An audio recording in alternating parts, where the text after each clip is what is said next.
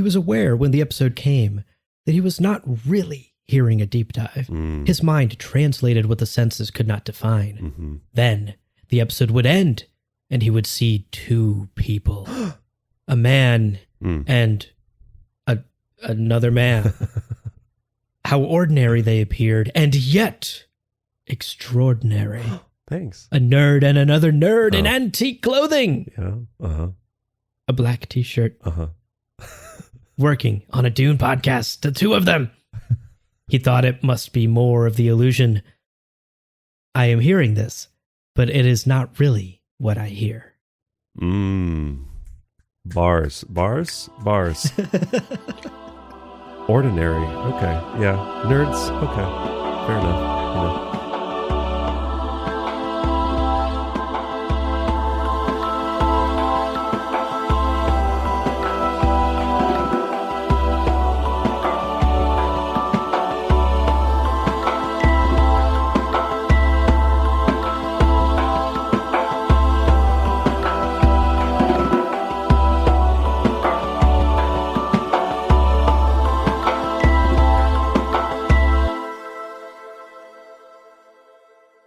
Welcome to Gom Jabbar, your guide to the iconic world of Dune. We'll be exploring the themes, philosophies, and characters found in the sandy depths of this vast universe, from Frank Herbert's groundbreaking novels to the adaptations on film and TV.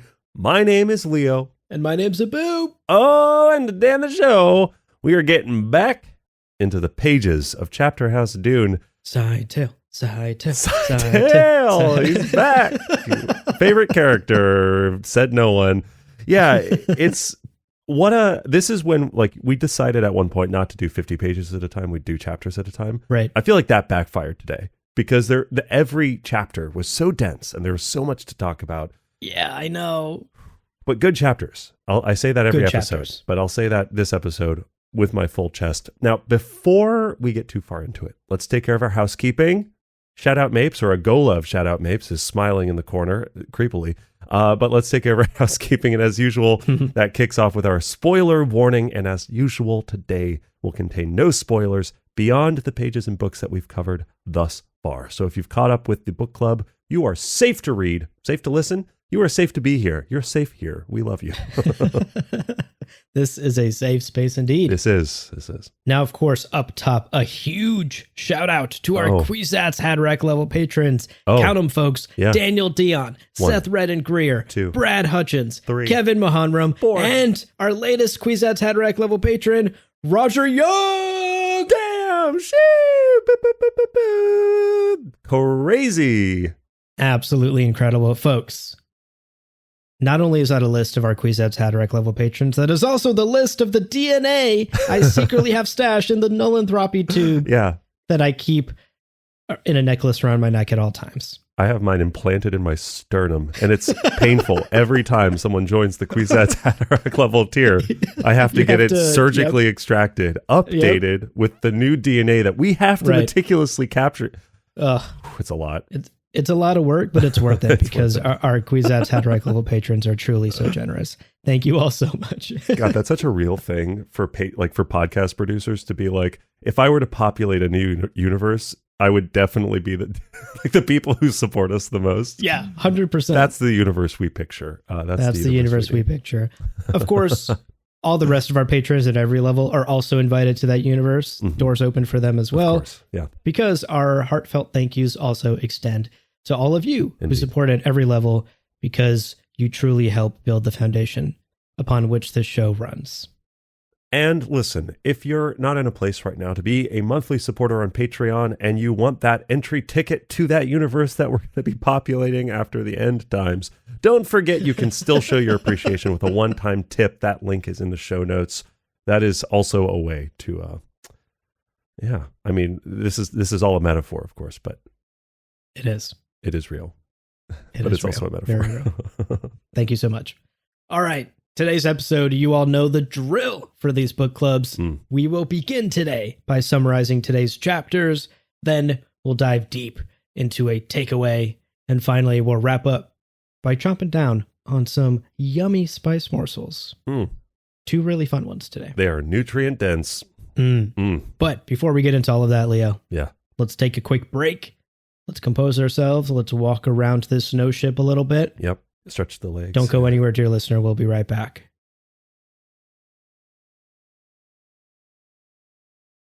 Welcome back, everybody. Hope you enjoyed your little saunter around the nose ship. Let's get into today's chapters. Beginning our first chapter today, rides along with Duncan Idaho. Hello. Oh, love him, main character in Dune. He is exploring his nose ship prison.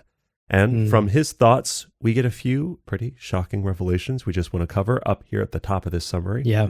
Now, as the Bene Gesserit has suspected, we've kind of gotten this discussed between Belanda and Odrade already, and we kind of already know this from the end of Heretics, but Yeah.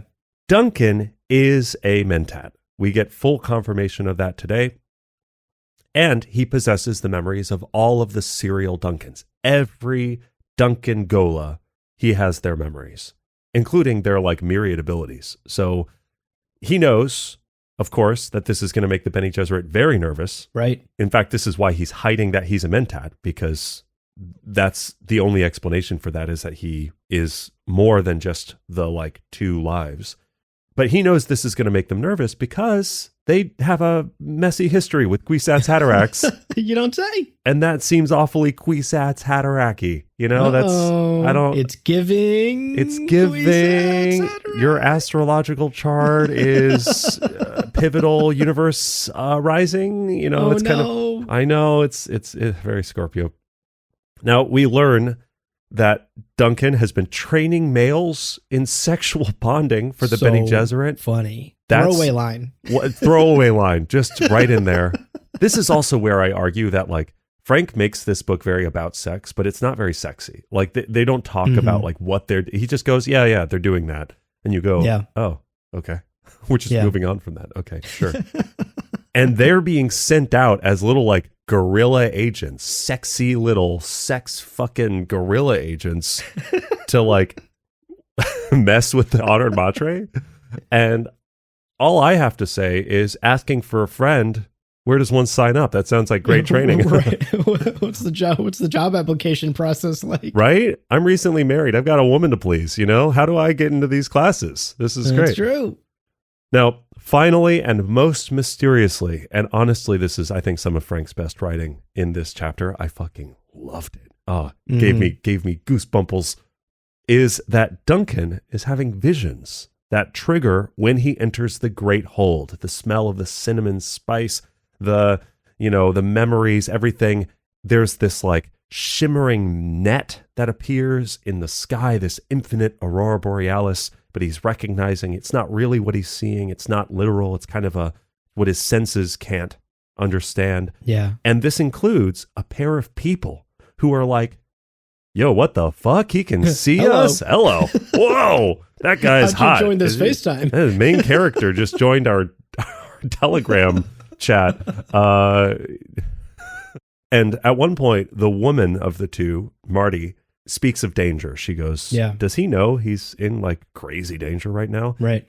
And that word danger always kind of snaps him back to being in the Great Hold. It kind of breaks the illusion a little bit. Yeah. So spooky. We're going to have to wait to find out what that is. Now, he is in the hold, ready for another glimpse of this mysterious man and woman. He's wondering, why do I have all of these memories? I do not have samples of every Gola, but I have memories from every Gola. Like, I have memories from Golas that the Tleilaxu could not have sampled for my serial memories. Yeah. Maybe. Fascinating. Yeah. And maybe these two people, maybe that's part of the mystery. Maybe that's connected. He's trying to find answers. He's not exactly sure. And he forgot to close the door, I guess, because Odrade like horror movies in behind him where it's like camera is showing the right of him and then it whips across him and then she's there and he, big music sting. Hello, Duncan. You know.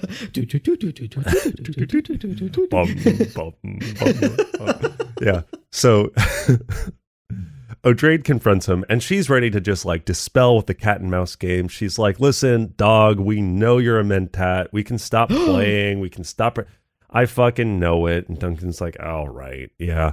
And he effectively admits to it. Yeah. And he admits to having these serial memories.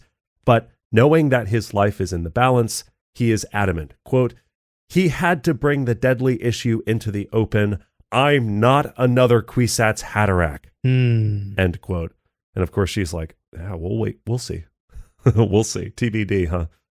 Now, following this adamant claim for his life, they have a revealing chat, and O'Drade catches him up on kind of what's been going on. We've got worms ETA any day now, apparently. We've put out a bunch of spice in the desert. That's going to be a part of this catalyst.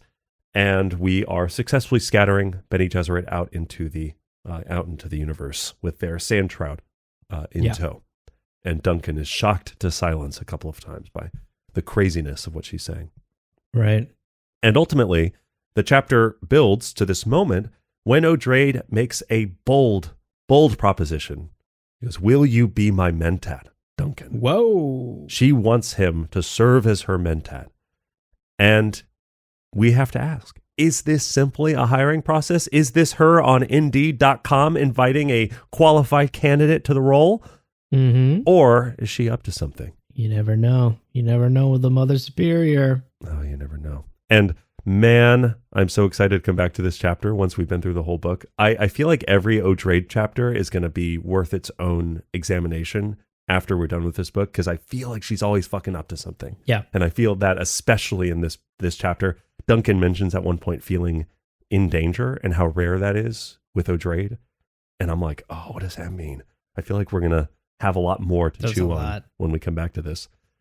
Yeah, for this set of 3 chapters today, for sure, made it very difficult to avoid spoiler territory because, like, without saying anything, dear listener, there's a lot of foreshadowing in these 3 chapters. Yeah, that's true. Yeah. Now, Duncan doesn't really have a choice in this proposition. He's not exactly in a place to reject that job offer. Again, Indeed, it's kind of a new feature. You're forced into whatever role they offer you. But he uses the opportunity to at least negotiate his wage a bit. He says, hey, what I've really been wanting is unlimited access to the data contained in the consoles on the no ship. And we don't know. He's kind of like mentioned in his head, I'm planning an escape, but it's not the kind that they expect. And we don't really know what that means. But he needs data. He needs information for that escape. And luckily, as he is now being propositioned to be a mentat for O'Drade, that gives him a good excuse. Well, if you want me to be a mentat, I need data. And so this is how you're going to give me that. A mentat is only as good as the data coming in. Indeed, the critical flaw of many mentats. And O'Drade will bring it up with the council. And she's gonna ask for it, and we're gonna see if they get that. Nevertheless, whatever the reason, that information is the snitch that he's trying to catch. That's right. Okay, moving on to chapter 11. This is wild. We're with a character that's barely been mentioned for many books now. Yeah. Chapter 11, we join the last Bene Tleilax master in the entire universe, Scytale. Crazy. Crazy. Yeah. Absolutely shocking stuff. We learn in this chapter that Scytale is currently being held prisoner by the Bene Gesserit in the same no ship as Duncan and Marbella.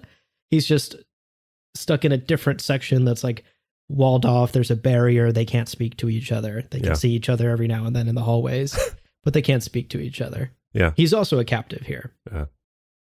And what's interesting is he seems to be mostly left to his own devices as long as he doesn't cause issues. I mean, there's clearly a scratch your back, scratch my back agreement here. Yeah. He's under the Bene Gesserit protection because it's obviously the Tleilax who have been wiped out at this point.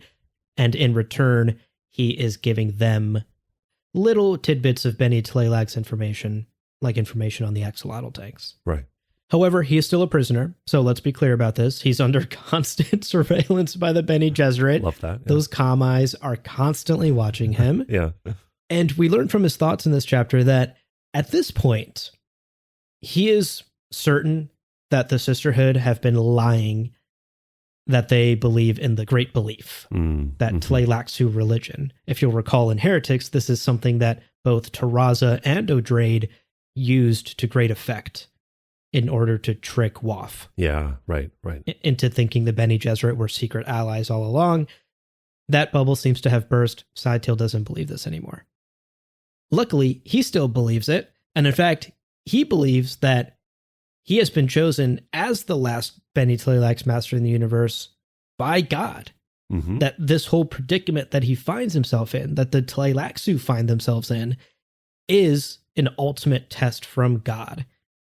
This is really intense main character energy from our guy Scytale, who's barely been in this book series, to be clear. Yeah. Not the main character. But he really sees himself in that position. Obviously. He is undergoing a test. He will overcome it. It's so funny. He's very much like, I'm going to come out on top because I hear my theme music every time I'm in the room. And we're like, yeah, my guy, you're barely in this book. you're barely in this whole series. I'm shocked to see your name back here again on these pages, actually. Honestly baffled. Yeah. Now, part of his plan for the return of the Bene Tleilax, once he overcomes this test from God, is what he has hidden in a nullanthropy tube. Or was it nullantropy? How do I say that? Nullantropy? Oh, wait. Nullentropy. Because it's a place where entropy is kept in check. Null entropy. Oh, null entropy. Oh my gosh. Wow. What the fuck? I just connected that. Wow. Like, holy shit. Maybe we leave this in the episode. Yeah, what the fuck? I've been saying null entropy this whole fucking time, but it's Same, null entropy. For years. It's a null entropy tube. Interesting. So the ace up Scytale's sleeve is this hidden null entropy tube that he carries on his body that contains the DNA of his fellow Tleilaxu masters who all perished. Makes sense. Yeah. It contains the DNA of many important face dancers that they would love to bring back. You need slaves. Yeah. Gotcha. As well as a couple of very important people that aren't necessarily Bene Tleilax members of that society, but certainly chips they want to keep. Sure. In case they need to play them. Anyone I'd recognize? Like, I don't know if. Yeah. Let me throw out some examples. Sure. Here's some of the DNA in this null entropy tube. Yeah. The DNA of Paul Atreides. Ever heard of him? Oh, okay. His lover Johnny. Okay. Don't want him to be lonely. I His get it. right hand and best friend Stilgar. Oh my God, he's so hot. Okay, sure. His mentors Gurney, Alec, and Thufir Hawan. So hot, except for Thufir. Oh my God, what? And of course, because we can never be rid of this guy, the DNA of the original Nug in Idaho. Main character in Dune. Also Chapel Roan, probably. I don't know. Probably. Yeah. All the important people. T-Swift. Yeah. Honestly, if your DNA is not in this null entropy tube, who the fuck are you? Yeah. Check yourself. Yeah. Check yourself. It absolutely incredible reveal that Scytale is just walking around with this original DNA that, of course, the Bene Tleilax and at this point, the Bene Gesserit have the knowledge to recreate. Yeah. You could bring back Gola versions of all of these people. You could trigger their original memories and effectively have them back. Scytale's plan, of course, is to use these people to create a new universe of the Tleilax. Right. Quote, enough potential servants and slaves to people a Tleilaxu universe. End quote. So it might seem like the Bene Tleilax are on the back foot, and they certainly are, but I don't think they are off the board completely, despite Scytale being the only surviving master in this universe. As Lucilla will say, the worm often turns. Now, another big part of this chapter is what I would say Scytale calls typicals, which I thought was really interesting. I thought this was cool. Basically, his method of mapping patterns. And throughout this chapter, he's talking about, the Bene Gesserit are typical, how typical of them to do X, Y, and Z, right? It feels, again, poignant that Frank is giving us an outsider who's in close proximity to some of the highest and most important Bene Gesserit members, able to comment on them and to look at them and to look at their order to see how does this outsider measure the Bene Gesserit. And also, and in particular, a lot of this chapter is how does Odrade fit into those typicals? How does Odrade fit into how typical of the Bene Gesserits?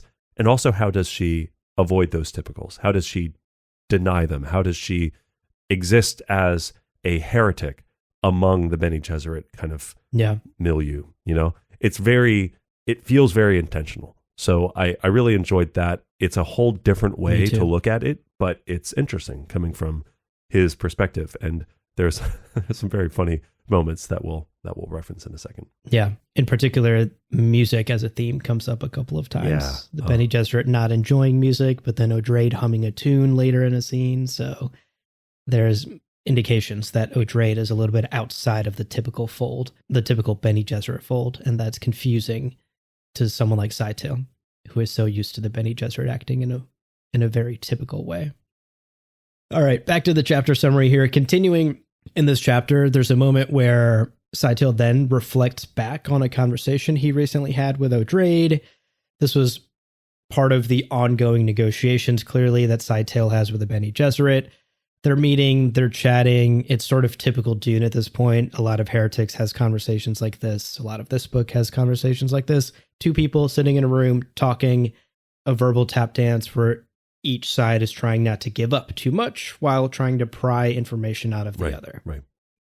Odrade's ask for Scytale in this conversation is pretty straightforward.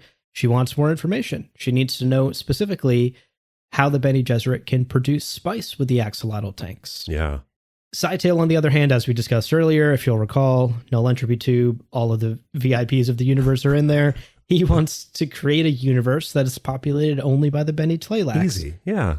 Just this that. is Sure. the ultimate goal, right? Yeah. That is part of their great belief that they will be the inheritors of the entire universe.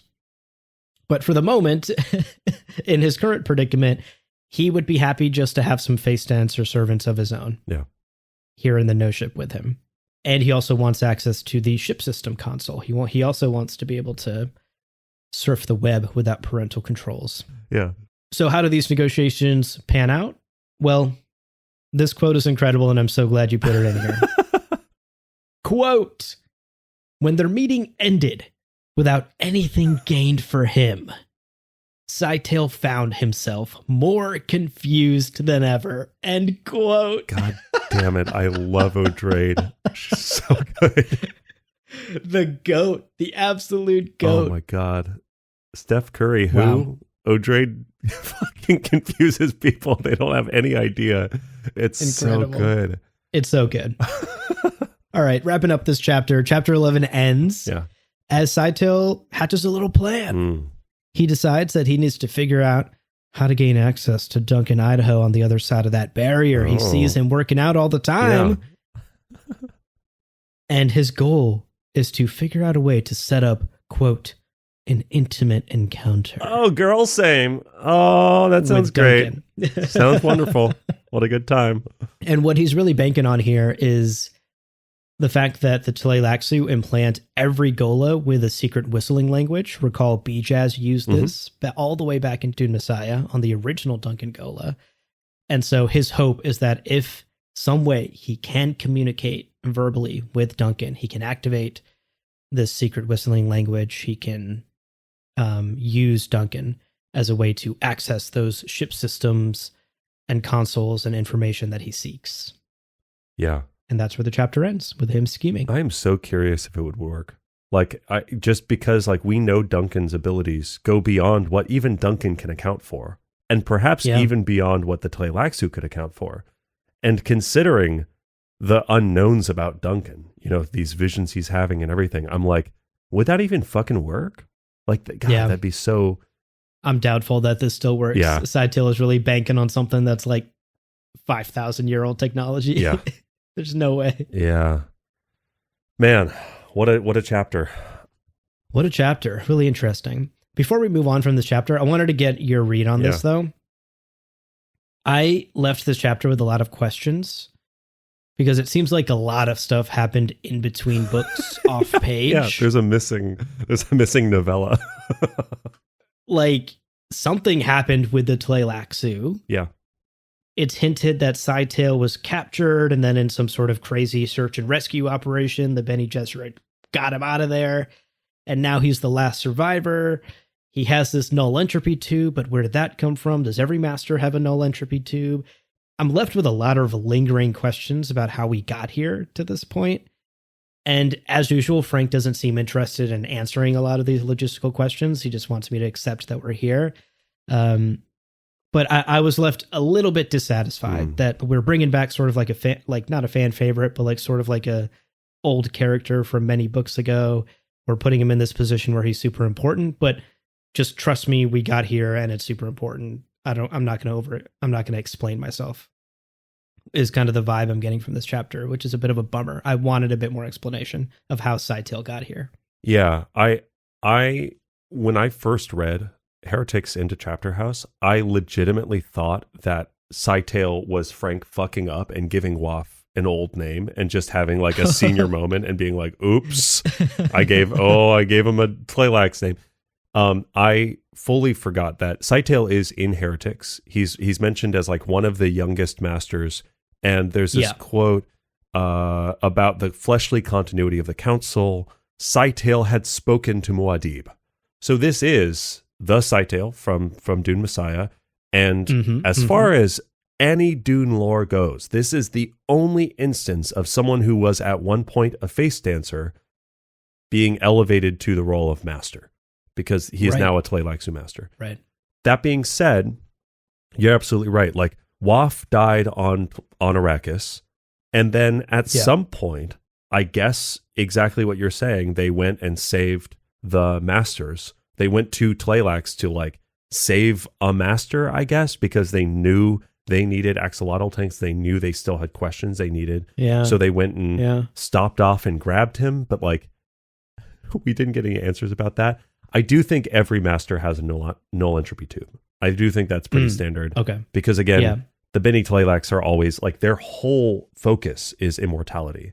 And the idea of like, we don't want to be in a position where I'm isolated off by myself and now all of Tleilax is destroyed and now we can't do anything. I think that makes sense within their MO.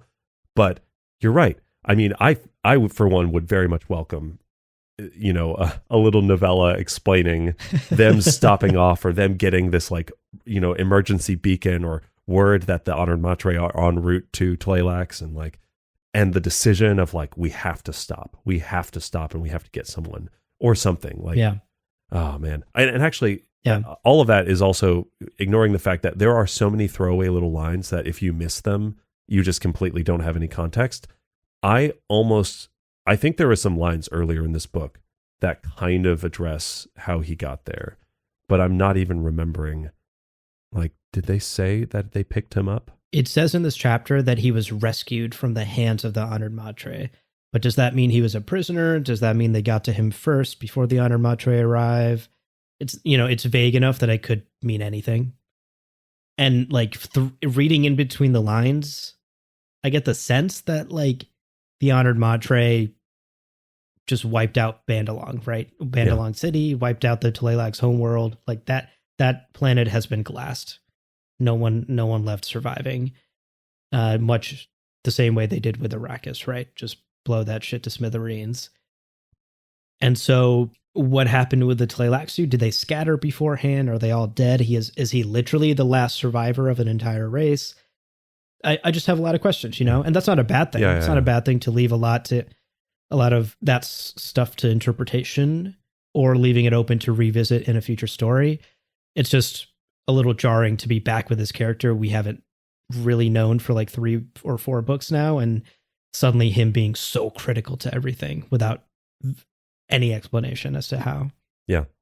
Between his come up as master and now his position as the last surviving Tleilaxu. Yeah, I again, I think regardless of how many answers I can now provide, I deep sympathy with your experience because of my first time reading these 2 books and like that feeling of like, wait, is this like a blatant fuck up on Frank's part? Because it's just so much information, so dense that like, that is, I think, probably a pretty common experience. Yeah. Well, in our final chapter today, we join Lucilla, who's still alive. She Incredible. is living longer. I think we said respects to a real one. She's supposed to die like 5 chapters I'm ago. pretty sure she's died like 4 times now. Yeah. She is being held captive on Junction, trapped in a cage within a cage, slowly being starved by the great Honored Matre, because apparently the Futars like lean meat. So she's going to be fed to the Futars. Oh no. Now, the hunger is whatever. You know, we've all had hunger pangs, but she is beginning to slip into spice withdrawal, and she knows that she's going to have to kill herself soon. Any slight hope of escape is running out. You know, she's worried that Rebecca won't take the Lampetus horde to the Bene Gesserit, or she'll fail, or she'll fuck up in some way. So she is kind of trying to like figure out if there's any kind of chance of escape, but that light is pretty well faded at this point. And she's like, I probably just need to die soon. And I don't want any of my information to fall into the hands of the Honored Matre. So that's what she's kind of at. Nevertheless, the grind never stops. She has a grind mindset. So even though she's within a cage, she is still at work. She is never stop working. She's making content for her only memories, only other memories. What's your 5 to 9 before your 9 to 5? There it is. Now she is mapping the interior of the Honored Matre base on Junction. And it turns out, folks, this interior fucking sucks. Everyone gets lost all the time. They have to wear these like pulse belts to get around. And apparently a lot of Teg's intel that she had been briefed on when they were together is still accurate, which like that kind of information, absolutely crazy. That kind of information, deeply, deeply valuable for anyone that she could get it to if she could. We also learn that the Honored Matre have a fairly straightforward solution to the voice. She's warned when she's let out of the cage, hey, by the way, if you use the voice on me, I actually have a reflex that'll just kill you outright. So you'll be dead. And that's unfortunate because I want to talk to you. So just don't try that. And sure enough, I mean, we're told, and I think we don't have any reason to doubt, many Bene Gesserit have fallen prey to this. So some captured Bene Gesserit has tried to use the voice, has been immediately killed before she can react.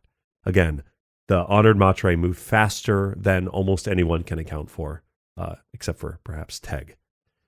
Now today, Dama, the Grand Honored Matre, has dragged Lucilla out for a little bit of a wine and dine interrogation. Yeah. Where she seems to kind of be like, yeah, I'm going to feed you to the futar. I'm going to kill you.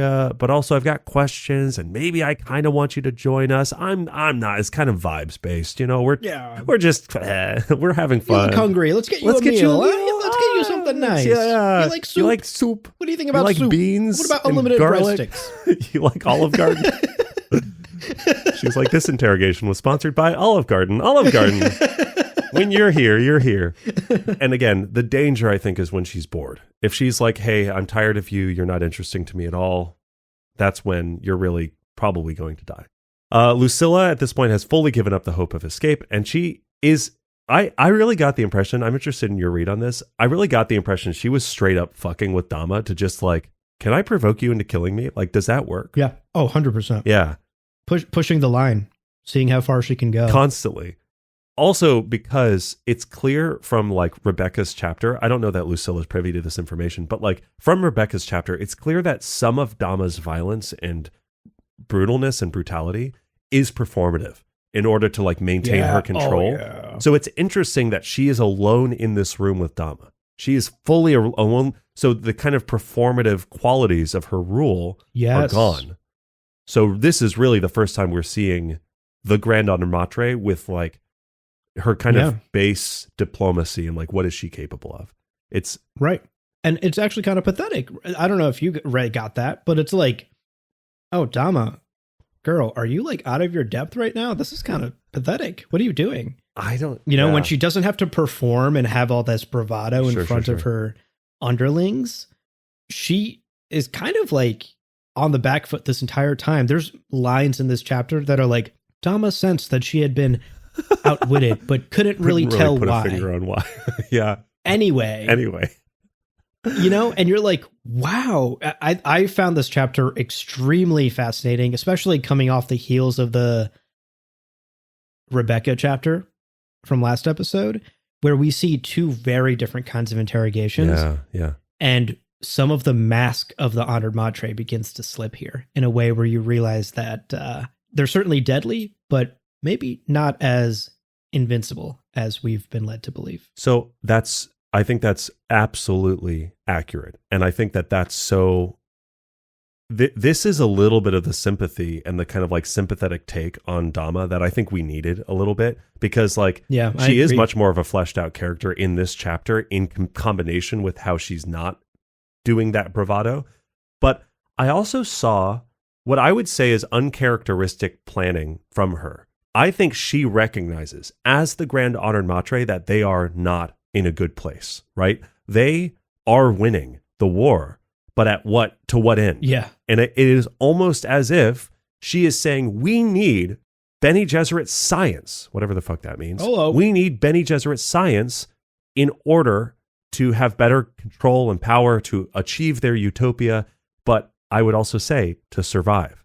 I think she recognizes that they are not currently on a trajectory that's good. And that's fucking fascinating because we've talked about the Honored Matre as this blind, stupid, violent, impulsive order. And yet here is the head of the order going, we need you. We need you, Lucilla. Right. We need Bene Gesserit organization and planning and science because we're fucked. And of course, such a good read. And she's not saying that, of course, because she has this like, it's an act and it's not an act. She is like, oh yeah, I'm your superior. Don't get it fucking twisted. I'm going to give you a pillow because look how nice I can be. You know, that is her, but she's still right. She's still Honored Matre. Recognizing and she's being strategic. I almost thought, great point. I fucking love the moment where she asks Lucilla, do you find us attractive? And Lucilla's like, I mean, you have a weak chin. I don't know what you're asking me. But from the conversations that we've seen Belanda and Odrade and Tamerlane having about the Honored Matre, there is something attractive about the way that they live. They use Bene Gesserit's skills with no restraint. And we know that Bene Gesserit acolytes on Wallach 9 are like kind of tempted by hearing about the way that they can use these familiar sexual abilities to just win everything all the time. There's an attraction there. Yeah. So I see that fundamentally as Dama really asking this Bene Gesserit, this Reverend Mother, how attractive do you find the Honored Matre power structure, right? If she is going to take in like Bene Gesserit science and organization to help the Honored Matre become even more powerful, how likely is it we can actually woo you to our side? Is that possible? I'm like, is this actually quite a strategic conversation from Dama's perspective and actually quite poignant? And then Lucilla's just fucking missing it, going, I don't know. Like, I wouldn't fuck you, but like, I have some desperate friends who would. Like, get me 2 drinks in and then we'll see, check in with me again. 3 shots and like, I mean, I'm kind of easy, but like, Okay, so I had the opposite read on this conversation. I thought Lucilla was very much in control of this conversation, and Dama was the one who was out of her element because she's not here posturing and threatening, which is like the Honored Matre MO. That's what we do. We capture people, we burn the libraries, we kill the people, we subjugate them and enslave them. Dama here is like, do you like us though? Sure. Which is a deeply uncomfortable thing for her to ask, but I think Dama, like you're saying, is not as blind as her fellow Honored Matres. Yeah. And can recognize that they're headed toward destruction. Yeah. And so she's exploring maybe with Lucilla an option of like, what if work together is too strong a word, but like, what if you worked for us or something? Like, what if we didn't just outright destroy you? Yeah. Similar, are we attractive? Do you like, is there anything here that would convince you to work for us or something? Right. Because we need your science. And I don't think she literally means like, we need your science. I think she means like, we need your philosophy, your all the lessons that Bene Gesserit have learned, etc. Yeah. So to me, this chapter very much read as Lucilla in control and Dama out of her element, actually coming to the negotiating table, something that the Honored Matre typically don't do. And Lucilla really using it as a moment to test how far she can push an Honored Matre who decides to come to the negotiating table. Like, how far can I actually keep pushing this before you snap and go back to the thing you know, which is just to kill me? But I also don't see that Lucilla, I don't see any sign that Lucilla has a sense that she can get out of this alive. Like, she is so in her, like, I'm dying here, like, mentality. If she fully recognized she's at the negotiating table right now, asking me to join her, there's my escape route. Is like, I get out of here alive. I can figure out something on the back end. We don't get any of that from Lucilla. Lucilla this whole time is like, why is she feeding me? That's so strange. She's keeping me alive. What's happening here? Yeah. Yeah. And I think you're right. I think she's at the negotiating table going, hey, we know brute force doesn't work with you. We've killed enough of you to know. Let's try this. Have some food. Have a pillow. Let's see if this works. Dama is the one experimenting with an open mind. And Lucilla is like the only, I need to be careful of your feet because you're going to kill me. You're going to kick me any second now. It's like, I don't know. I think you're right that Lucilla can clearly talk circles around Dama. And I think that's kind of the point, that like Dama's got the violence and the outward force. But I think Lucilla's still missing that she actually does have some power in this situation. And that's why she's being given food and a pillow and shit. Yeah. And she just hasn't even clocked that. Totally. I think that's true as well. I think there's so much miscommunication happening in this conversation. Yeah. Oh. Neither side is completely clear on what the other is asking, because this is a weird conversation.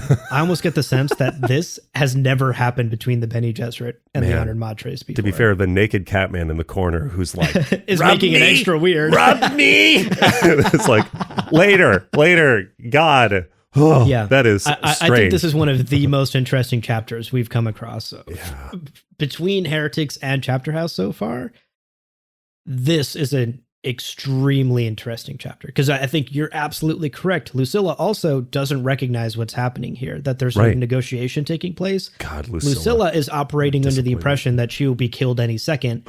And in fact, maybe I'll just push her further and further so that she just kills me fast, because I'm like and having then Dama withdrawals. Like takes it out on her pet, and Lucilla's instead of her, because they're at a negotiating table, and Lucilla's just like, she's mean to her pet. That. Fucking Lucilla, come on. There is so much miscommunication, because I think that like Dama out of her element, actually trying to negotiate something for the first time in her life, and Lucilla not recognizing that, assuming the Honored Matres can only behave in one way, which is to kill. And it's a lack of open-mindedness on Lucilla's part, because she only sees the Honored Matres as the enemy. And it's a lack of experience on Dama's part, because she's never actually in good faith negotiated anything before. Yeah. Now, it won't surprise you, listener, to know that we're going to talk about this quite a bit in the takeaway. So stay tuned for that. Anyway, the chapter ends.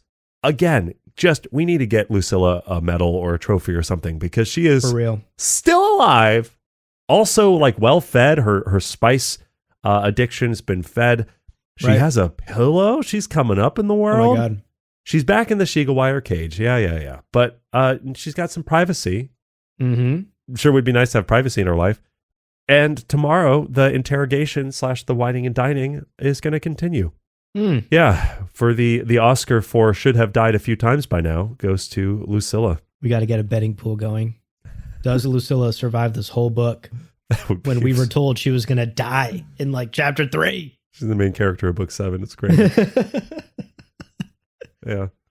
All right, folks. Well, that wraps it up for our chapter summaries. Clearly, we had a lot of thoughts and feelings on these chapters. I personally, these have been my 3 favorite chapters in this book so far. I know we're early. It's like bold to say that. Yeah. Well, so far, these have been so dense and so interesting. And I think Frank is playing with some storytelling here that we've never seen in the entire Dune saga, which is a crazy thing to say 6 books in. Yeah, true. And it has been incredibly enjoyable for me. Very exciting stuff. So fun to revisit too. Like, again, these 3 chapters, I think, just read like any other chapter, but legitimately digging into them and what we're going to talk about in the takeaway, I'm like, oh fuck, these might be some like of the most poignant chapters so far in the series. And we're in the book that many people consider one of the worst, which I'm like, or never get to at all. Yeah. Well, we're going to take a quick break. Don't go anywhere. When we're back, we've got a takeaway for you looking at the outward view of the universe. Don't go anywhere. We'll be right back.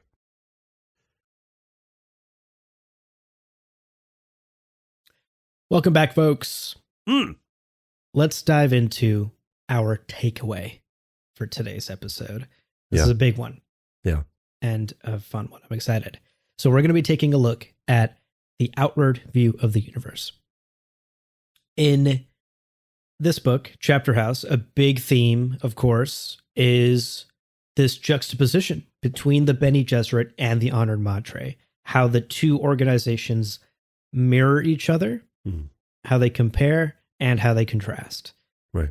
And as you heard in the chapter 12 summary a few minutes ago, there's so much to pick apart in this conversation between Lucilla and Dama. And in particular, a big thing that this conversation illuminates is how the Honored Matre view power, what their worldview is on the concept of power, and how that differs from the Bene Gesserit, but also in some ways is in line with it. Yeah. And it's pretty clear to us at this point in the story that the Honored Matre are an offshoot of the Bene Gesserit. This has been a theory that's been thrown around ever since Heretics, but I think we can basically now going forward assume that that is true. Yeah.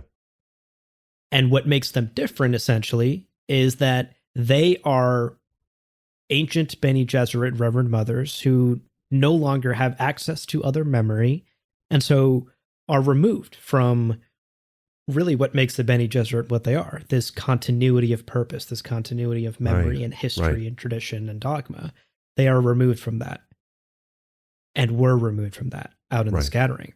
Right. So with that in mind, let's take a look at this conversation that Lucilla and Dama have and hone in particular on how these two orders, the Bene Gesserit and the Honored Matre, approach the concepts of power and control.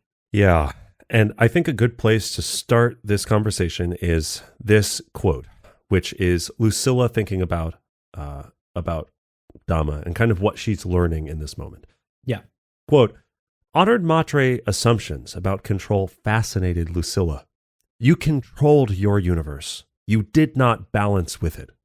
You looked outward, never inward. You did not train yourself to sense your own subtle responses. You produced muscles, forces, powers to overcome everything you defined as an obstacle. Were these women blind? End quote. Such a good quote, my God. I love it.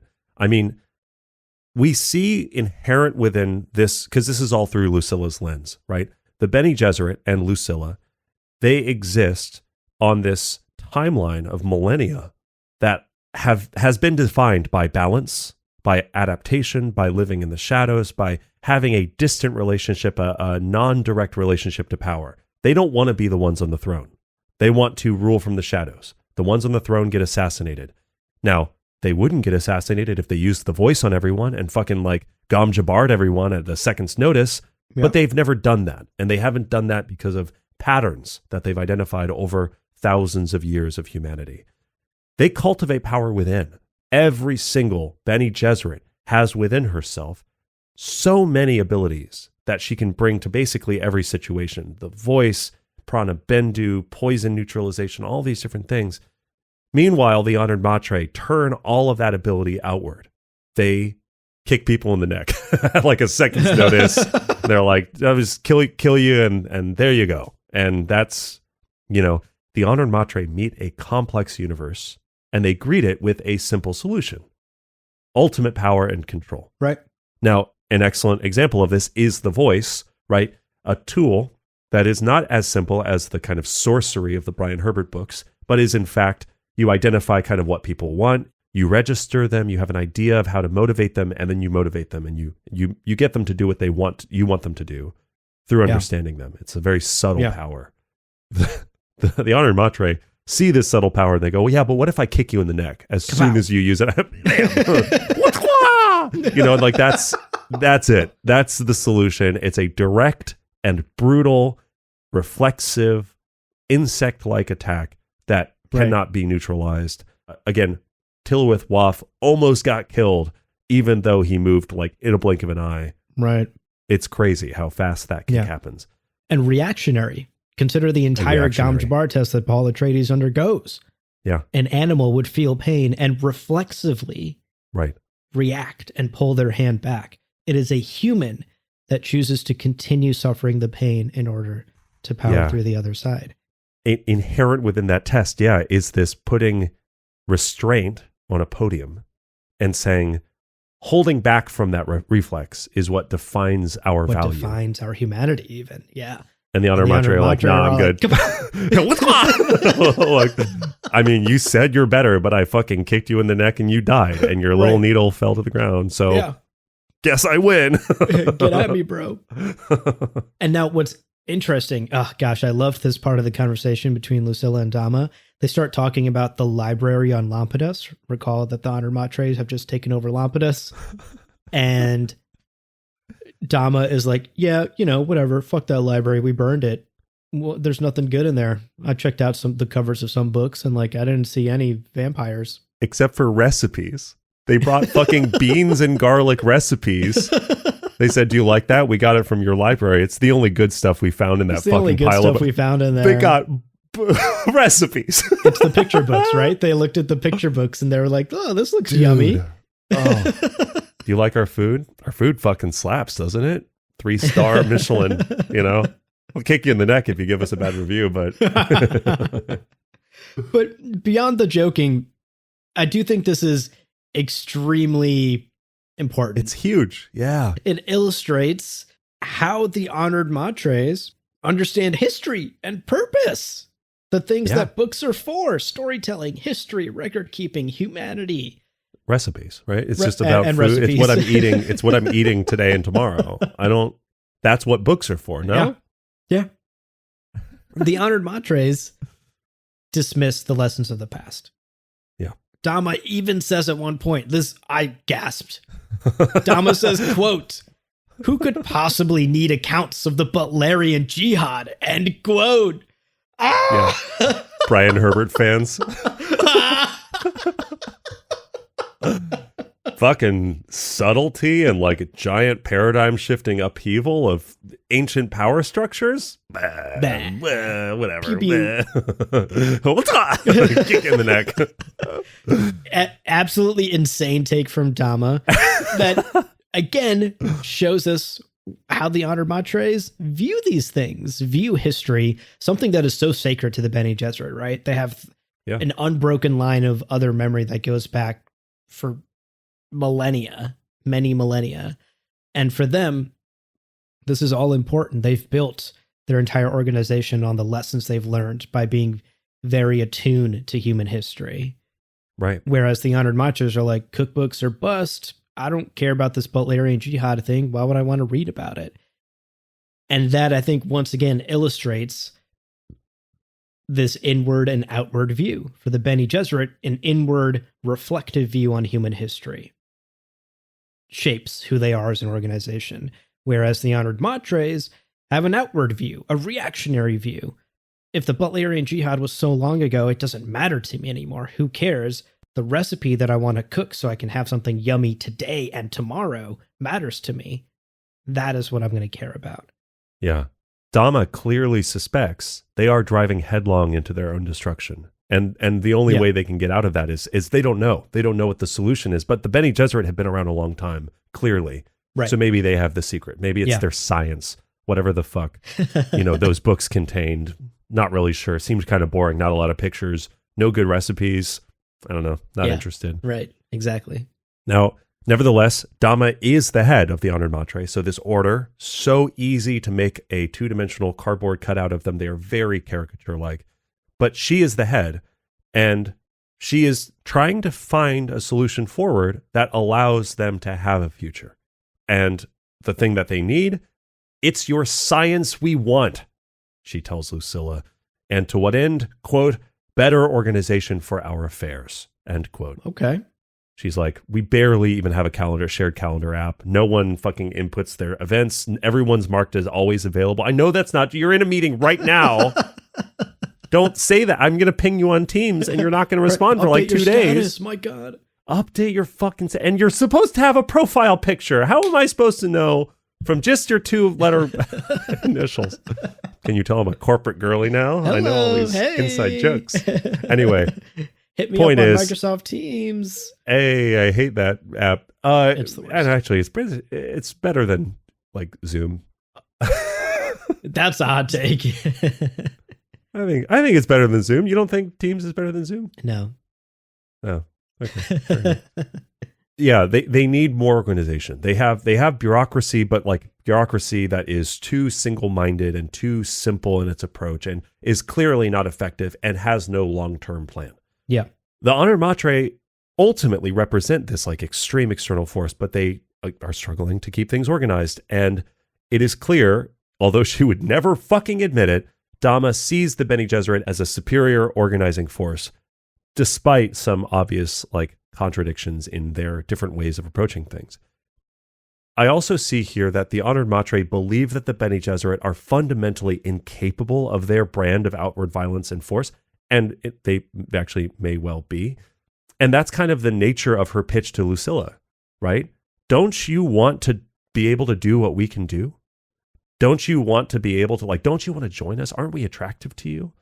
And Lucilla recognizes the destructive path. She's seeing only the destruction and is perhaps blind to maybe some of the ways that the Honored Matre attitude could fix affairs for the Bene Gesserit, right?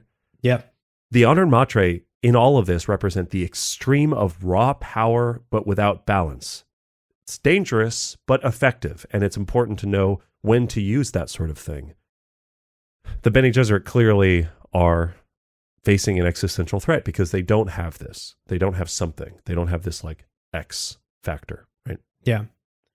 And you can almost see the Bene Gesserit as the other end of that spectrum. If the Honored Matres are your unbridled, unchecked, raw power response as a reaction to everything, the Bene Gesserit are your subtle, millennia-long plan that's going to take place over 47 steps, all of which have to play out perfectly. And then gets fucked up at step 46 by someone who fell in love. Oh, no. 10,000 years of planning. Now we need to pivot. Oops. Don't worry. We have a 54-step backup plan that'll totally work. It's just going to take another step 5. years. Shit, a 9-year-old. Oh, he fucked up our whole plan. Oh well, I guess we'll pivot. Okay, plan C. This one is a 68-step plan.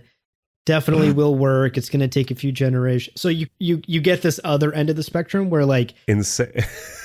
I almost get the sense that Frank is also asking us to consider how useful it is to only operate in the shadows. I think something that Leto 2 even kind of directly asks Odrade is, if you have always operated in the shadows, when will it be time for you to come out of the shadows and actually wield power? Yeah. And so you almost get this sense that there's a push and pull. The Honored Matre have something the Bene Gesserit need, how to wield power. The Bene Gesserit have something the Honored Matre need, how to restrain power and find that middle ground. They're both almost extremes of the spectrum. I also just had a thought. I think Leto, calls out the Bene Gesserit for having lost their noble purpose, right? They have too many times they've pivoted, and now it's why do you even have the plans? Are you living? Are you actually living as humans? Or are you just looking at your books and your dogma and your red tape? Right? Yeah. Are you all wrapped up in this inward view with no real present life? And are you just all wrapped up in your memories? Now, what did Dama discard? But all of the memories of the past. Yeah. But they took up the recipes because to eat is to live. Have sex, eat. Have sex, eat. All the pleasures. Kill, kick people in the neck. The best thing you can do. Yeah. No, but legitimately, the idea of and Sightale calling out the fact that Odrade whistling a tune, humming a melody, is untypical for Bene Gesserit because they don't like music. Right. What the fuck? You don't like music? Yeah.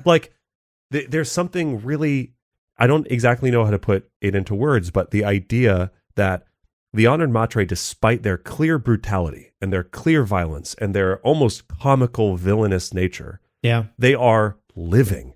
They are in the moment, eating good food, having sex. They're alive in a way that the Bene Gesserit deny themselves constantly. And to what end?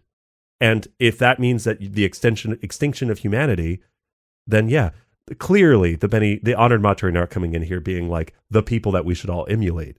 But I think you're right. It's the two ends of spectrums. But I think it's the opposite ends of 5 or 6 different spectrums of power and manipulation, prioritizing historical information over living in the present and focusing on what tomorrow looks like. Fucking offense versus defense, all of these different things. Keeping yourself youthful and sexy looking your whole life versus the Honored Matre who are all withered retired athletes with ripped bods because they're what do I fucking care? I don't need to be supple and beautiful.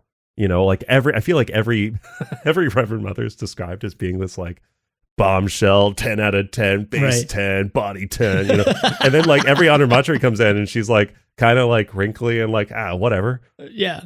But every other chapter, they're fucking. They are just, they're living. Fucking. And you have these They're like having meetings while they're fucking, if you'll recall. Yeah, they won't even stop the fucking to have a meeting.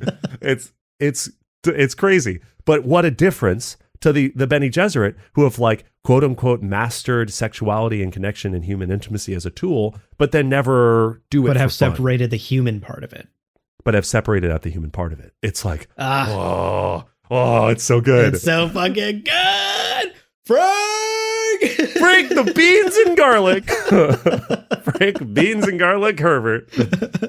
Okay, we're so off track, off script, folks. Let's try and get this train back on track and continue talking about our takeaway. Although that was absolutely relevant to our takeaway. Yeah. So we were talking about the self-destructive nature of the Honored Matres, as we're talking about, right? They're all in about the pleasure without worrying about the consequences.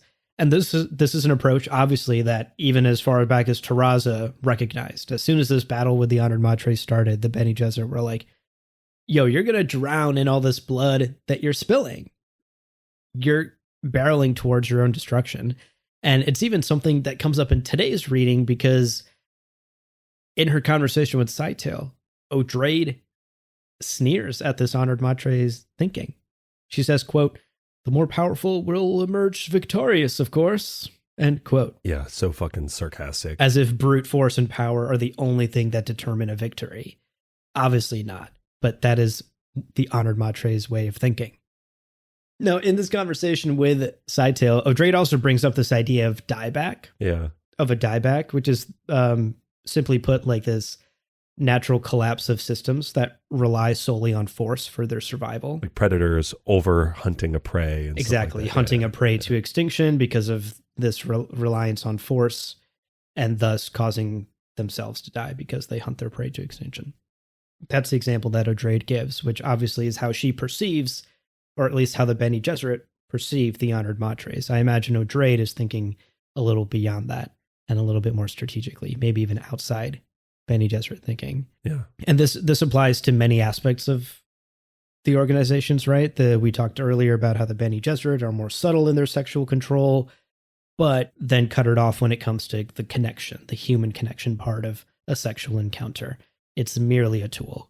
Whereas the Honored Matres have extended the pleasure part of it so much that it becomes an overt brute tool of control via the pleasure versus ignoring and cutting off the pleasure. Two different approaches to effectively the same technique of sexual bondage and sexual exploitation. Yeah, even like Lucilla at one point is like, and achieve orgasm every time. Like it's a bad thing. Yeah. It's like, girl, please. Yes. Like, yeah, put a flag in the ground. Have some pleasure. Yeah. I mean, come on, Lucilla. My God. If you're young and healthy, multiple. Why not multiple? What are we doing? What are you doing? meetings? Cancel them. Mark yourself as busy in Microsoft Teams.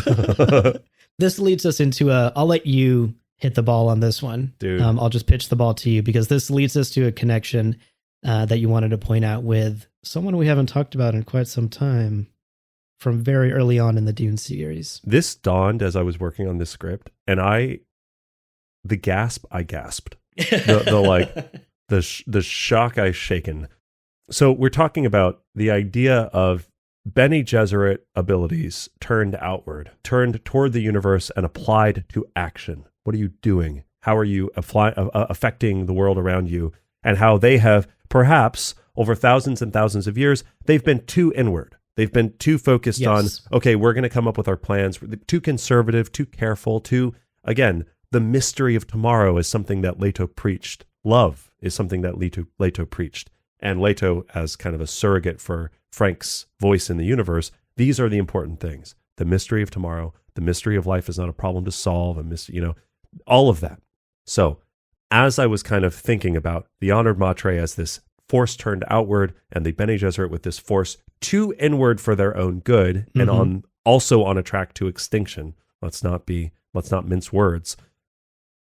I was thinking about Hasimir Fenring. As you do. I'm often thinking about Hasimir Fenring. He's my boy. He's great. I love him so much.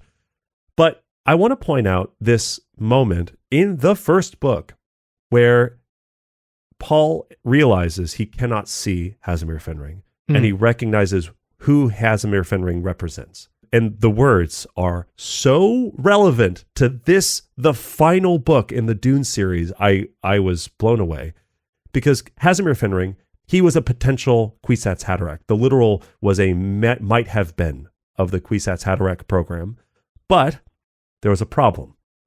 Now, he was a eunuch. We don't know if that was literal or metaphorical, but this is true.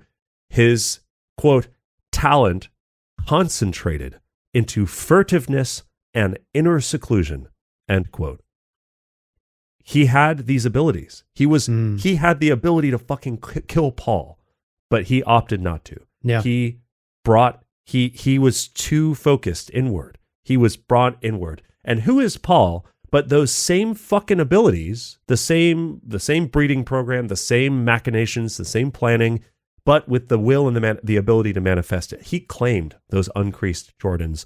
He took the throne, and he launched a jihad that killed billions. But that was what was necessary to prime Leto for the golden path that saved humanity multiple times. Yeah. It is an understanding of the tool set and then how to apply it and when to apply it, and that you have to sometimes apply it. And the problem is those people like Fenring who, or like the Bene Gesserit now, after thousands of years, who have everything they need to be whatever they need to be, but they are too inwardly focused. And the fact that this fucking idea of Hasimir Fenring as an alternative view of what Paul could have been if Paul were too inwardly focused, coming back for the Bene Gesserit and the Honored Matre, I was like, oh, this is so sick. Also, great opportunity to talk about Hasimir Fenring. And any reason to talk about any reason to talk about him. Yeah. He's been in every script and I've had to cut him every time because I'm like, oh, he's not actually relevant. But how do I make him relevant? Yeah. I do think he is relevant here. Yes. That's such a great... I got Abu to agree with you. Hasimir Fenring. So we agree he's like best character in Dune, right? Sure. Yeah. Yes! I'm taking that's a win, baby. Woo! My non-committal sure, yeah. I'll get the sound wave of that tattooed on my body. That's great. All right. To wrap up our takeaway here, to land this ship, we've talked a lot about the Honored Matre, the Bene Gesserit, the spectrum that they sit on, how they mirror each other in ways that they are similar, but also how they contrast each other in ways they are dramatically different in their approaches to things like power, control, sexual exploitation, history, etc. I think then, to wrap this takeaway up, it seems clear to us by this point in the story that in order to survive, the Bene Gesserit will need to learn balance. In order to not be destroyed by a force that projects outward, does nothing but project outward with violence, spilling lube and blood everywhere they go. Yeah. They will have to learn how they themselves should project outward, to embrace their humanity, to embrace some of the chaos. Too long, they've been committed to dogma and inward thinking, reflective thinking. It has certainly shaped who they are. It has certainly helped them learn some of the guardrails that are necessary. But now those guardrails are becoming more restrictive than they are becoming useful. And the Honored Matres perhaps have something to teach them. And ultimately, I think Leto too knew this. His message to Adrade and Dara Spalat clearly hints towards some of these ideas. What is the Bene Gesserit 2.0? How will you survive? What is your noble purpose? And we are seeing that play out here in Chapterhouse as well. This push and pull through conversations like Lucilla's and Dama's, where we see these two orders that are related but unrelated really coming to terms with their own survival and what's necessary for it. Yeah. I hate to be caught up on beans and garlic, but if you think about, we've seen a few meals with Belanda, Tamerlane, and Odrade. Yeah. And what are they doing but like literally scarfing it down without thinking? Yes. They're thinking about nutrition. They're thinking about what it does, its need. Yes. Because now we're going to get back to work. And the Honored Matre are out here collecting recipes from burning libraries. Right. It's fascinating. They're not living. The Bene Gesserit are not living. I also think it's like, it's not about violence necessarily. It's like, it's the immediate now. It's sexuality, it's action, it's doing something today. Mm-hmm. Maybe you don't know what's going to happen on the outside of that, but maybe that's the mystery of tomorrow that you can greet with joy, rather than we have to be sure, we have to have our 78-step plan before we go on the first fucking move. Yeah. That's what you've been doing forever. And you have to be willing to be a little discordant. Speaking of which, you don't always know, right? You don't always know where the song is going to go. Right. But I loved that quote about the piano, quote, producing perfection from imperfection, end quote. It doesn't have to be the perfect plan before you begin to act. You can just act. You can just play the note, see what happens. Yeah. That synthesis, combining memory, mastery, the outward force, life, presence, now, having connection, humanity, human connection. Yeah. I don't know what that's going to look like. I mean, it seems like Dhamma's floating the idea of like absorbing Bene Gesserit teachings into the Honored Matre in her own kind of violent, twisted way. Sure. But like, yeah, what does that look like? We have a whole rest of the book. We're only into chapter 12 of this relatively long book.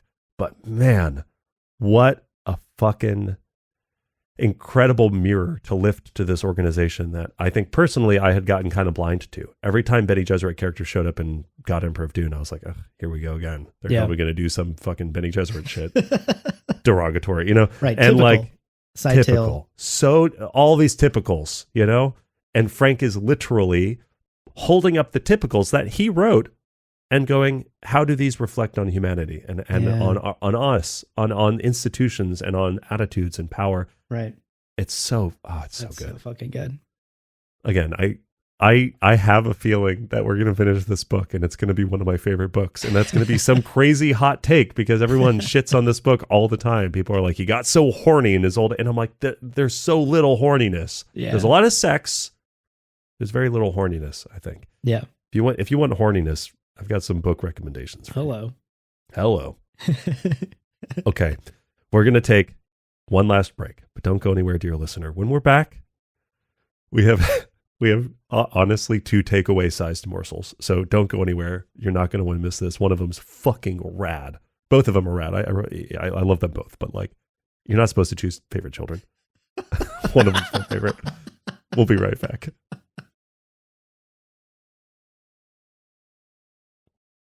All right, folks, welcome back. Let's wrap up this episode with 2 more takeaways. I mean, morsels. Yeah. Let's start with morsel number 1. Whistling past the graveyard and turning worms. These 2 phrases come up in today's reading. We get this exchange between the great honored Matre and Lucilla. Quote, "You will lose in the end, you know," great honored Matre said. "Whistling past the graveyard," Lucilla said, and then had to explain the expression. There was a polite show of interest on great honored Matre's face. How interesting. End quote. Yeah. Okay, great. I also, much like great honored Matre, needed an explanation of these expressions.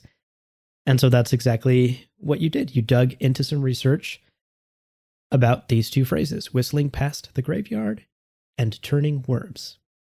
So, to begin, from dictionary.com, whistling past the graveyard means, quote, to pretend to be calm, cheerful, and confident in an effort to reassure oneself or others, to deny or ignore a threat or a problem, end quote. Mm-hmm. Okay, when you think about it, that makes sense. Whistling past the graveyard. Graveyards are scary, spooky, right? Yeah. Skeletons, whistling ghosts. in the dark. A lot of idioms, yeah. Mm-hmm. Yeah, so when you really break it down, that makes a lot of sense. It means trying to reassure yourself when you're in a scary situation. You went so far as to try and track down the history of this idiom. Where did Always it come curious. from? What's the origin? And that's a tough one to track for this one in particular, but according to Grammarist.com, this idiom may go as far back as 1743 as an origin point, and perhaps references a Scottish poet named Robert Blair. And Grammarist breaks down basically in their analysis that it gained popularity as an American idiom somewhere in the 1920s. And so based on that timeline, yeah, this sort of language would have made its way to the West, would have made its way to America, and ultimately Frank's ears, and he would have heard some version of the phrase whistling past the graveyard, and thus included it in this story. Right. Now, bringing it back to Dune, we don't know how Lucilla explains this idiom to great honored Matre. Yeah. We don't get a dictionary.com breakdown from Lucilla. Yeah. But Dama's comment is, in response, is interesting. Quote, any of my aides would have killed you immediately for saying that. End quote. Right. And that reaction is interesting because it seems like Lucilla is implying that the honored Matre are pretending to be confident. They're reassuring themselves while walking through a graveyard, ignoring a threat, and just pretending to puff up their chests and be fine. Right. Or like ignoring the short-sightedness of their strategies. Like, you're going to kill yourselves. And she's like, we're going to win in the end. You're like, you're whistling past the graveyard. Right. The graveyard's in sight, girl. Yeah. And I hear some whistling. And to wrap up here and to touch on our final idiom, the worm turns, Lucilla actually illustrates her point further by highlighting the futars. She explains how the futars are indicative of the very thing the honored Matre are ignoring in all their bravado, right? The futars once hunted the honored Matre, but now we see that table has been turned. The honored Matre keep futars as pets. Dama even says, we hunt them for pleasure now. Great. Yeah. Lucilla warns, quote, worms often turn, end quote. And when you look up that definition in Merriam-Webster, it explains how this idiom is essentially about how someone who's been weak or unlucky or unsuccessful can quickly come back from behind and end up on top, can flip the table on their status quo. Right. Just like the honored Matres did with the futars. The thing that once hunted them are now their pets. Right. And now look at the situation the Bene Gesserit are in, being hunted by an overwhelming force like the honored Matre. Lucilla here effectively teasing and hinting at the fact that you could find yourself as our pets one day. We could turn the tables on you as well, just like you did with the futars. What a good fucking use. Also of an idiom that's so get the fuck out of Dune, here. The worm often turns. And Dama's like, you mean like the big worms? You mean like the ones we destroyed on Arrakis? Oh my God. So good. Yeah. So there you go, folks. 2 new idioms that you may not have heard of before, defined for us thanks to Frank Herbert's use here in Dune. So in every email we get from you, I want to hear Gadarene swine, I want to hear the worms turning, and I want to hear whistling past the graveyard. That's right. Now you know how to use these idioms. We're bringing them back. We're bringing them back. All right. Our second morsel today legitimately could be a 45-minute video essay, and might be one day. Who knows? We've been talking about the future of Kamjapar. Who's to say what we do next? Fall down 7, get up 8. Good instructions. It's an anime motivational speech. Nani, nani, nani. Nani, plus ultra, even further beyond. Lucilla is battling her inner voices when one of them drops the saying of the summer. Quote, that silenced them except for one faint protest. Remember, we are the ancient doll. 7 times down, 8 times up. It came with a rocking image of a small red doll, grinning Buddha face, and hands clasped over its fat belly. End quote. So, naturally, that fucking slaps. That's great. Love that. We looked into it, and goddamn, there's so much here that I kind of knew, but definitely didn't. And I'm so excited to share it with you. I didn't know most of this. Oh, and Frank, he's wearing his weeb hat proudly, because he for sure way going into Japanese iconography. So, the first line, we are the ancient doll, 7 times down, 8 times up. In Japanese, there's this phrase, narakorobi yaoki, meaning to fall 7 times, but to stand up or to get up 8 times, representing a Japanese spirit of perseverance, right? You see this in every fucking shonen anime ever made. And the phrase is often paired with Daruma dolls. And Daruma dolls are those like red, round dolls that you'll see at shrines sometimes. You've definitely seen them. I can say confidently that almost every listener has seen a Daruma doll. Now, the ancient doll is the Daruma doll, are those round red dolls.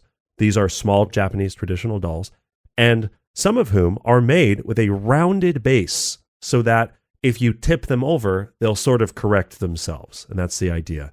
You knock them over, they kind of bounce back up. Right.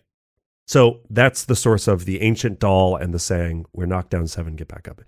The next line, a rocking image of a small red doll, Daruma doll, grinning Buddha face and hands clasped over its fat belly. End quote. So, color me interested, raised Buddhist, love a mention of Buddha, all in it. What I didn't know, Daruma dolls, these little red round dolls that I've seen my whole fucking life, are modeled after the monk and Buddha Bodhidharma. And Bodhidharma is a semi-legendary monk who is credited with bringing Zen Buddhism to China, which is called Chan Buddhism in China. And there's a pretty well-known legend. I had actually known this legend because I was researching Zen Buddhism in high school. I was raised Vajrayana Buddhist, but I kind of liked Zen Buddhism and the way that it broke down caste systems. It doesn't matter. That's not why we're here. Point is, this guy's fucking metal. Like at one point he fell asleep, so he cut off his eyelids so he would never fall asleep again. He's a fucking insanely metal character in folklore and mythology. But anyway, he meditated facing a rock wall for so long that his legs atrophied off. Oh my God. Hence why Daruma dolls don't have legs. I didn't know Daruma dolls were based on this guy. That's crazy. And I thought this was fucking fascinating. Bodhidharma is often described to and referred to as a blue-eyed barbarian because in China and in Japan, he was considered an outsider, a foreigner who is described as being like Indian, South Indian, but having blue eyes and representing this very different outside perspective, the outsider, the foreigner, to China and Japan. Yeah. And by the way, fucking blue eyes on an outsider who comes in spreading knowledge and what I was like, that's resonant with a lot of Dune's themes. That feels very resonant. So anyway, back to Dune.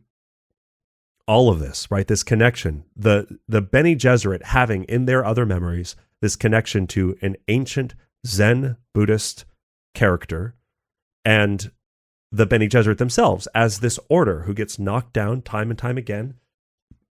We've talked about quite a few of those times on today's episode, especially that this wisdom is coming from Lucilla's inner voices. She may be caged and at the mercy of Dhamma, but isn't that like a Daruma doll knocked over only to soon right itself again? I loved this. I thought this was so cool. There was so much imagery here, and all of this comes down to this incredibly throwaway line that's just baked with, like, again, could literally be a 30 or 40 minute video essay, probably. Yeah. But will Lucilla, the character we keep saying rest in peace to a real one, never mind, she's still alive, will she right herself like a little round Daruma doll? We'll have to keep reading and find out, folks. Yeah, I'm not a betting man, but if I were to put some money down... She going to go plus ultra? She's going to go even I'm further backing beyond. Lucilla. Yeah, I think Lucilla's going to get knocked down 7 times and back up 8. You know, we get knocked down and we get back up again. It's a song by the Tub Thumpers. Tub Thumping? I don't know, something. That's a song about Buddhism, I'm pretty sure. Great research on those morsels, Leo. Super fascinating stuff. Wow, that does it for this dense set of chapters. We have some homework for you. There's more chapters left in this book. There's more reading to be done. Yeah, do it. For the next book club episode, make sure, dear listener, that you have read chapters 13 through 15 in the Ace paperback copy of the book. But if your copy is different from ours, read up through the chapter that ends on this sentence. Quote, I can think like at least one honored matre. End quote. Yeah, sure. So can I. I'm hungry for beans and garlic. Well, dear listener, before we let you go, we have some ways to support us and support what we do. And of course, the 2 best ways to support Gom Jabbar is 1, to become a patron over at patreon.com. As little as $5 a month gets you a bunch of sweet perks and really means the world to us, makes what we do possible. And of course, we also have a merch store. All of those links are in the show notes. Every little amount that you can support us makes literally a world of difference. It does indeed. And of course, we love to hear from you, especially during these book club runs. So email us, gomjabarpodcast@gmail.com. Send us your thoughts. Send us your interpretations on these readings. Send us any questions you have, of course. We sprinkle in mailbag episodes throughout these book club runs. And the earlier you get your question in, the higher chance that we'll have time to research and answer it in those episodes. So send all of that to gomjabarpodcast@gmail.com. We love to hear from you. And in fact, we have, this is part 4, episode 4. Episode 5, normal episode. Episode 6 is a mailbag episode. So definitely send us your questions. Send us your observations, your thoughts, anything. We are going to be starting that process of collecting and gathering those questions very soon. So if you have any of those thoughts, please send them to us. We would love to get your thoughts and questions into the episode so we can talk about it and have a good time. That's right. Yeah, and send us your favorite recipes, because I think I've been too buried in this book series from the 80s and honestly could use some new recipes probably. You have a killer... I didn't know about bechamel sauce for a long time, and I recently learned that bechamel sauce mixed in with lasagna slaps so goddamn hard. I understand Garfield now. Like Garfield seemed kind of like too hot on it, but now that I've had lasagna with bechamel, I get it. I don't think I've ever had it. It's. I don't think. Yeah. You'll have you have to come over sometime. We'll cook some lasagna. Okay. Perfect. As long as we're burning a library down in the process.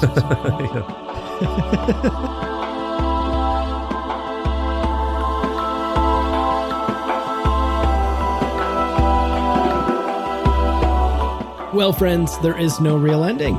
It's just the place where you stop the recording. But this podcast is always one step beyond logic, so help spread the word of Muad'Dib and leave us a review on Apple Podcasts and Spotify. And be sure to check out the other shows on the Lore Party Podcast Network on loreparty.com. You can also follow us on Twitter and Instagram at @lore_party. And of course, we are also on YouTube.